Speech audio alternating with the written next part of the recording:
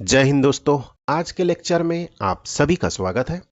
दोस्तों आज हम आजीविका के इकाई 7 यूनिट 7 में जो दिया हुआ है पशुधन उत्पाद एवं प्रबंध के बारे में डिस्कस करने वाले हैं।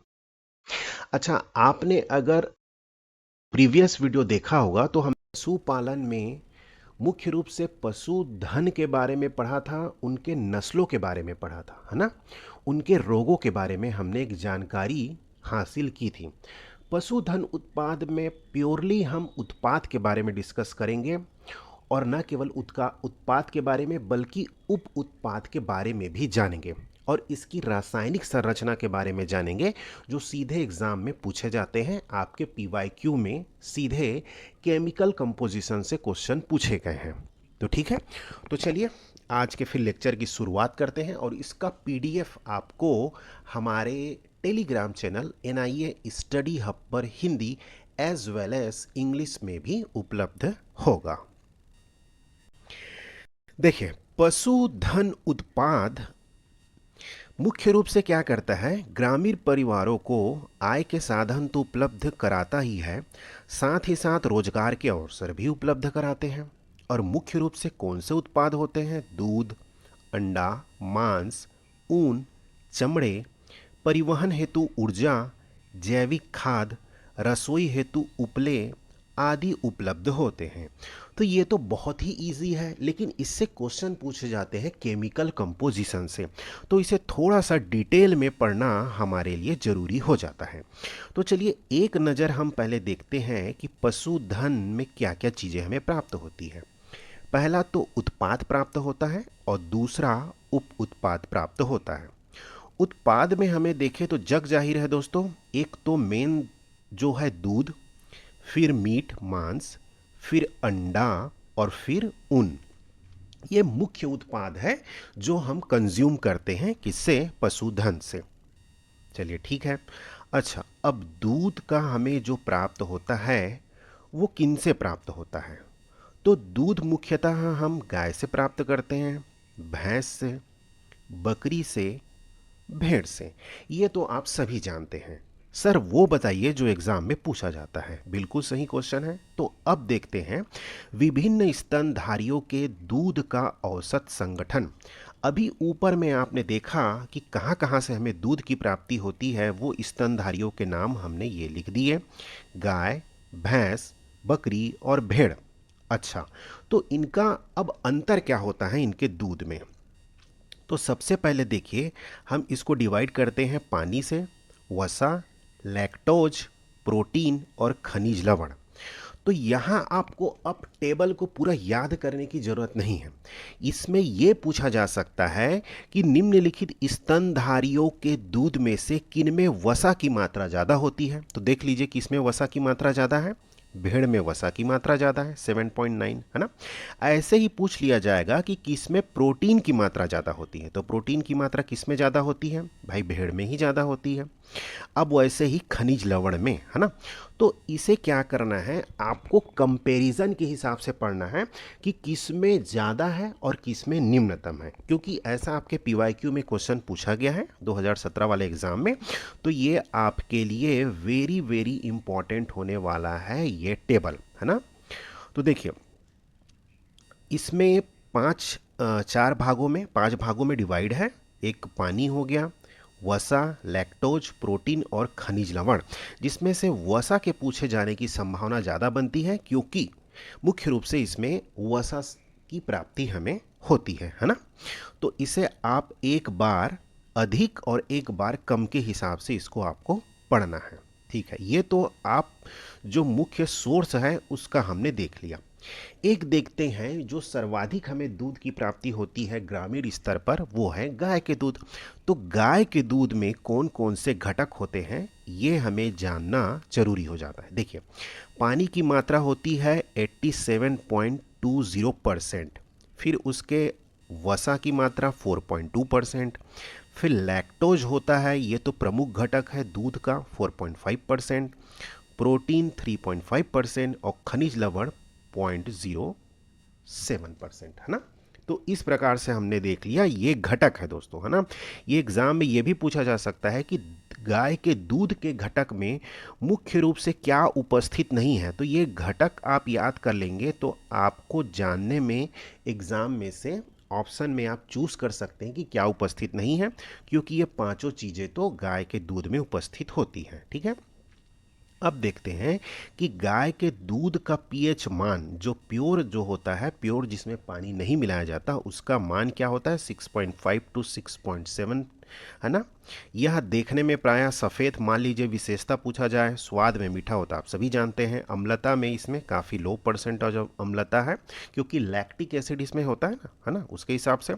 अपेक्षित घनत्व, विशिष्ट गुरुत्व पानी की तुलना में यह भारी होता है।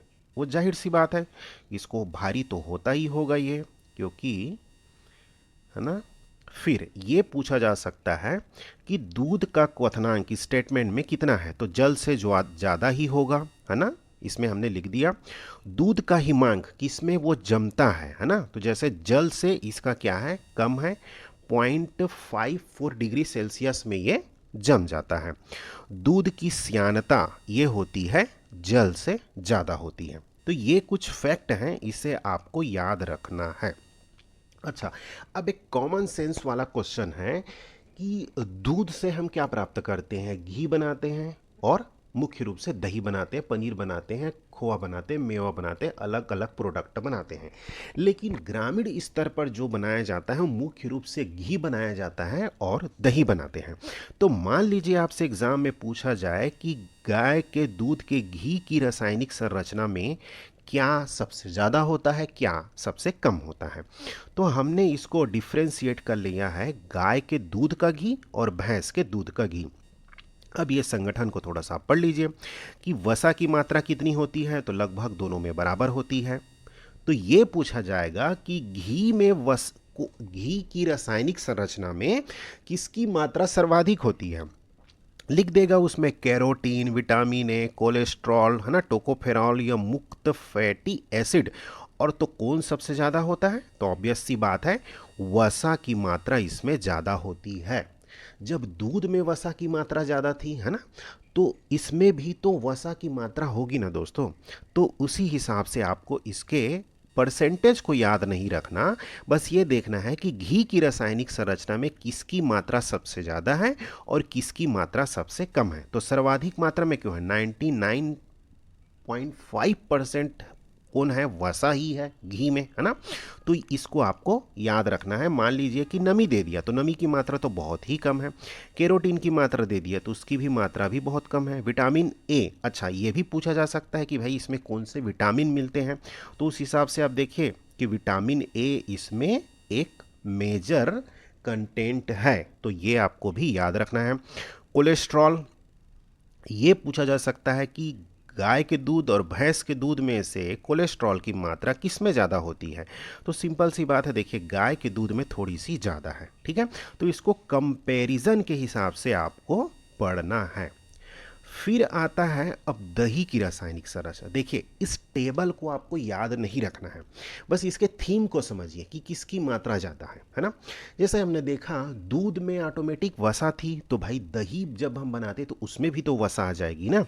तो वसा की मात्रा क्या होती है, इसमें भी हायर साइड में होती है। तो वसा देखिए 7.68% के आसपास है।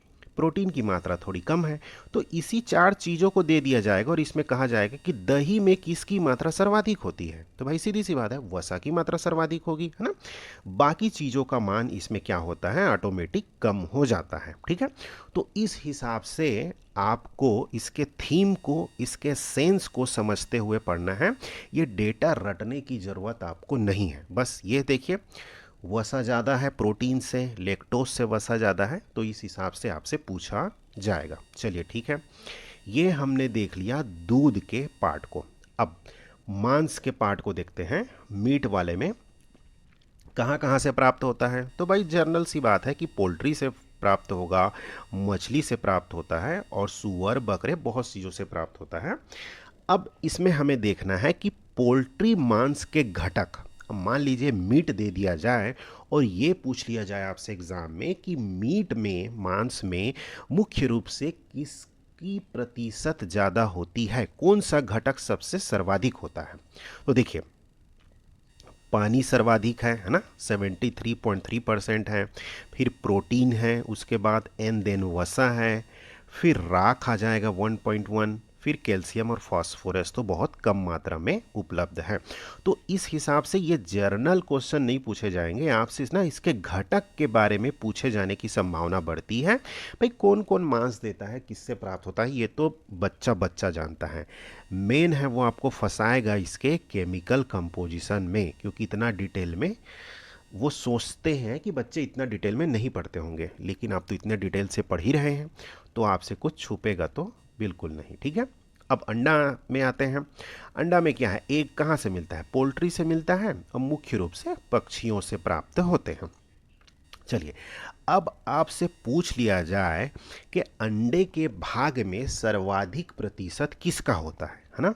तो देखिए, एक कंप्लीट अंडे को अगर हम देखते हैं, मान लीजिए है ना, कोशिश तो की है मैंने बनाने की, मान लीजिए एक अंडे का भाग है, तो उस अंडे के भाग में ना परसेंटेज के हिसाब से देखें तो पहला भाग होता है सेल यानी कि कवच, जो कि उस अंडे का 10 से 11% भाग होता है। उसके बाद सेल मेम्ब्रेन, मेम्ब्रेन का मतलब यह है दोस्तों कि उस कवच में जो वाइट वाला पोर्शन होता है ना, उसमें छोटे छोटे पोरस रहते हैं, है ना, जिसमें वायु मतलब उसमें एयर घुसते हैं। ठीक है, तो उसी को मेम्ब्रेन बोलते हैं, है ना। जैसे आप लोग उसमें पढ़ते होंगे ना, फिल्टर वाले, जब हम साइंस में पढ़ते हैं फिल्ट्रेशन का प्रोसेस, तो उसमें मेम्ब्रेन रहता है ना, वही है membrane. Yolk, yolk that means उसका येलो वाला भाग, वो कितना होता है? 30 से 35%। और वाइट एल्ब्यूमिन, जो वाइट एल्ब्यूमिन होता है वह सबसे ज़्यादा होता है, लगभग 58 से 60%। अब नॉर्मल सा कोई भी बता देगा कि भाई इसमें सबसे कम वाला भाग किसका होता है। इसमें थोड़ी सी दिक्कत जा सकती है, सेल मेम्ब्रेन नहीं समझे होंगे तो, और कवच नहीं समझे होंगे तो।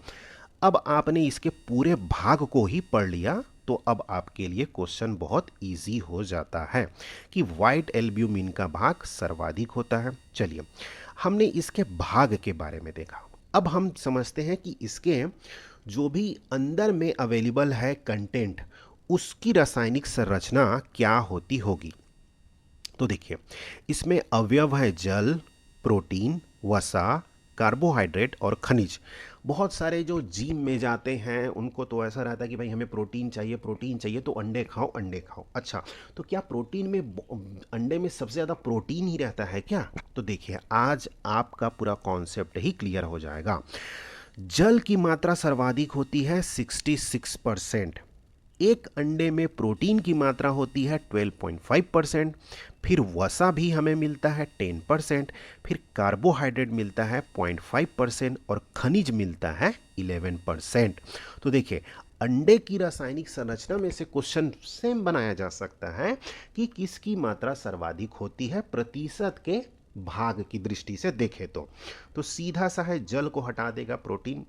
कोई भी अवयव को लिखेगा तो आपको परसेंटेज याद करके नहीं जाना है दोस्तों, मैं बार बार कह रहा हूँ, रटना नहीं है इन सब चीज़ों को, सिर्फ इसके थीम को समझिए कि जल की मात्रा ज़्यादा है कि प्रोटीन की मात्रा ज़्यादा है ना। इस थीम को लेकर ही आपको पढ़ना है, बिल्कुल आपको टेबुलेशन याद करने की बिल्कुल ज़रूरत नहीं है। चलिए, अब आते हैं ऊन में, क्योंकि ये भी मेजर प्रोडक्ट है ना। देखिए, ऊन किससे प्राप्त होता है? भेड़ से, खरगोश से, जो थोड़े हाई क्वालिटी के खरगोश होते हैं ना, हाई इनका ब्रीड जो अच्छा होता है उससे, बकरी से भी प्राप्त होती है, और ऊँट से भी प्राप्त होते हैं। अच्छा सर, हमने तो आज तक सिर्फ भेड़ ही पढ़ा था। नहीं, ऊन मतलब काफ़ी सारे मैंने रिसर्च किया तो देखा कि जो हाई ब्रीड होते हैं बकरियों के या ऊँट के, उनसे भी ऊन की प्राप्ति होती है। तो एग्ज़ाम में लिख दिया जाए कि ऊन की प्राप्ति किससे किससे होती है, तो ये चारों चीज़ों को आपको याद रखना है, आपको कंफ्यूज नहीं होना है कि अरे हमने तो सिर्फ भेड़ ही पढ़ा था। आप पढ़ रहे हैं तो काफ़ी डिटेल से पढ़ रहे हैं। चलिए, अब ऊन की रासायनिक संरचना के बारे में भी जानते हैं। ऊन मतलब क्या है? एक रेशा है, इंग्लिश में कहें तो एक फाइबर है। तो सिंपल सा है, यह एक प्रकार का फाइबर है। ओके, फाइबर में क्या चीज़ है? तो ऊन प्रोटीन फाइबर है दोस्तों, इस बात को आपको याद रखना है। विटामिन फाइबर नहीं है, कार्बोहाइड्रेट फाइबर नहीं है, फैट फाइबर नहीं है, यह एक प्रोटीन फाइबर है। इस कीवर्ड को याद रखिएगा। ऊन में मुख्य रूप से 3 ऊतकों से बना रहता है, क्यूटिकल, कोर्टेक्स और मेडुला। ये तीनों मिलकर ही क्या बनाते हैं, ऊन के टिश्यूज बनाते हैं, जो ऊतक बने रहते हैं वो। ठीक है, इसको आप याद कर लीजिएगा, थोड़ा सा रटना पड़ेगा दोस्तों, क्योंकि अब ये हम डिटेल में नहीं पढ़ सकते। क्यूटिकल कॉर्टेक्स हमें उतना जानना भी नहीं है। ठीक है, ऊन एक प्रोटीन फाइबर है, इसलिए इसमें प्रोटीन के रूप में केराटिन पाया जाता है। अब यहाँ से एक सिंपल सा क्वेश्चन बनाया जा सकता है कि भेड़ से प्राप्त होने वाले ऊन में मुख्य रूप से क्या उपस्थित होता है। तो आपने पढ़ा प्रोटीन, और प्रोटीन में भी जो प्रोटीन के टाइप्स हैं, है ना, उसमें क्या होता है, केराटिन होता है। एक केराटिन वर्ड आपको याद रखना है। चलिए ठीक है, अब ऊन की रासायनिक संरचना देख लेते हैं। ऊन में तो केराटिन होता है, लेकिन पूरा नहीं होता, वो 33% ही केराटिन होता है। ठीक है, फिर इसमें डर्ट उपस्थित होते हैं 26%, सुइंट उपस्थित होता है 28%, वसा उपस्थित होता है 12% और खनिज उपस्थित होता है 1%। मेरे ख्याल से आपको मेनली याद रखने की ज़रूरत है, क्योंकि वो भी जानते हैं बच्चे इतना डिटेल से नहीं पढ़ते। तो मुख्य रूप से पूछा जा सकता है कि ऊन में सर्वाधिक क्या उपस्थित होता है, तो वो केराटिन आपको याद रखना है। चलिए, अब केराटिन में भी देखते हैं कि कौन कौन सी चीज़ें केराटिन, यानी कि वो प्रोटीन ही है ना, एक प्रकार का टाइप ऑफ प्रोटीन है। तो इसमें हम देखें तो क्या होता है, देखिए, कार्बन 50% होता है, हाइड्रोजन 12%, ऑक्सीजन 10%, नाइट्रोजन 25% और सल्फर की मात्रा होती है 3%। तो इसमें भी आपको परसेंटेज याद करने की, रटने की ज़रूरत नहीं है, परसेंटेज नहीं पूछा जाएगा, रेयर है अगर पूछ लिया जाए तो। अदरवाइज सिर्फ कंपोनेंट के ना परसेंटेज की मात्रा के हिसाब से पूछा जाएगा कि क्या ज़्यादा है क्या कम है। तो इसे थोड़ा सा आपको पढ़ने की ज़रूरत पड़ेगी। ठीक है, ये हमने देख लिया। अब ये तो हमने देख लिया उत्पाद के बारे में, जो जर्नली पशुओं से हमें प्राप्त होते हैं। ठीक है, अब हम देखते हैं इसमें उप उत्पाद भी तो प्राप्त होते हैं ना।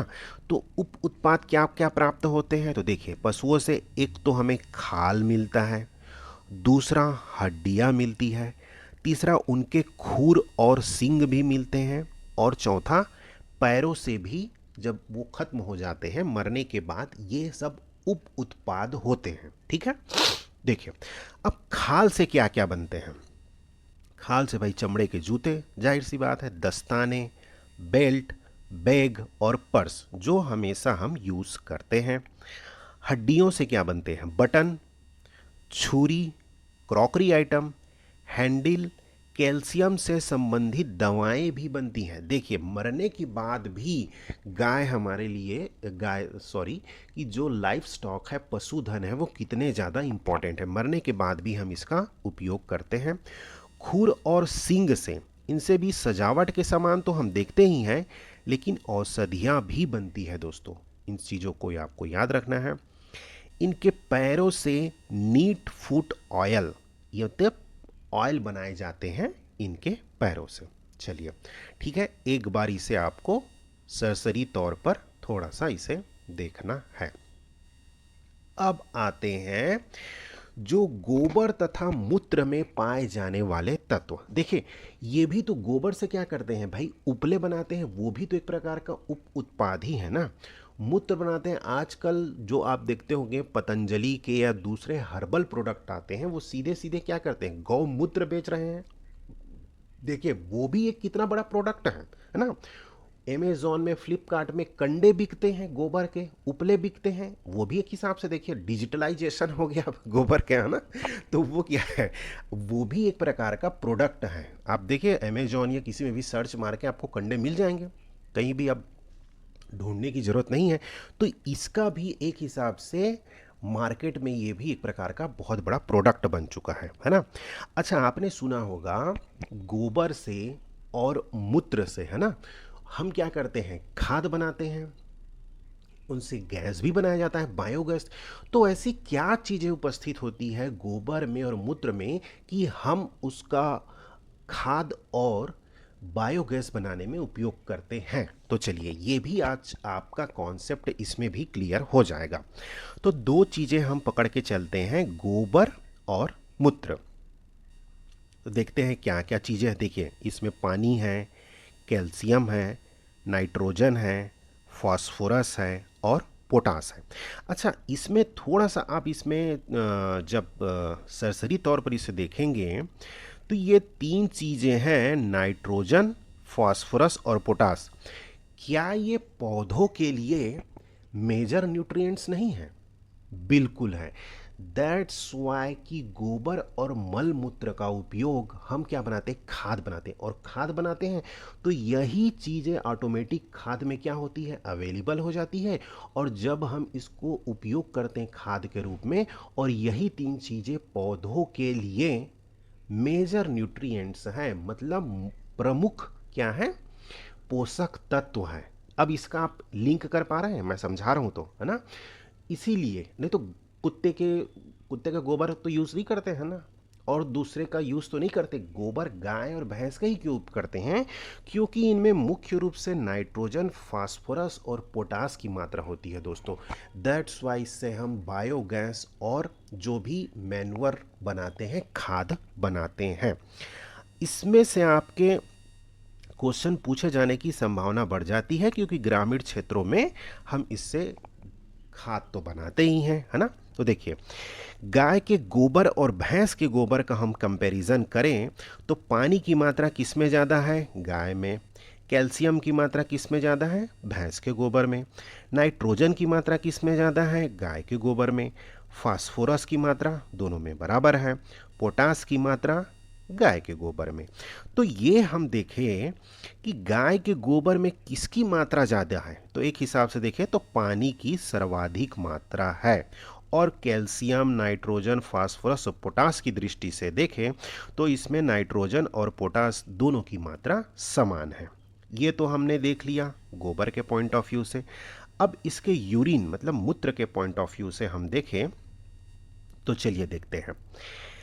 गाय में पानी की मात्रा है 92% और भैंस में है 96%, यानी भैंस इसमें फर्स्ट आ गया भाई, है ना? कैल्शियम दोनों में नगण्य मात्रा में है। नाइट्रोजन, हाँ, गाय में सर्वाधिक है 1.2%। फास्फोरस की मात्रा तो नगण्य है। पोटास की मात्रा है 1.35%, लेकिन भैंस इसमें बाजी मार लिया, इसमें है 1.61%। तो इस हिसाब से आपने उप उत्पाद के बारे में भी जान लिया कि कौन कौन से केमिकल कंपोजिशन इसमें शामिल किए गए हैं, है ना? तो हमने देखा दोस्तों उत्पाद और उत उत्पाद के बारे में आज हमने देखा। अब नेक्स्ट सेशन में हम इसके आहार के बारे में देखेंगे कि कौन कौन से आहार पशुओं को दिए जाते हैं और उसके महत्व क्या है, ठीक है?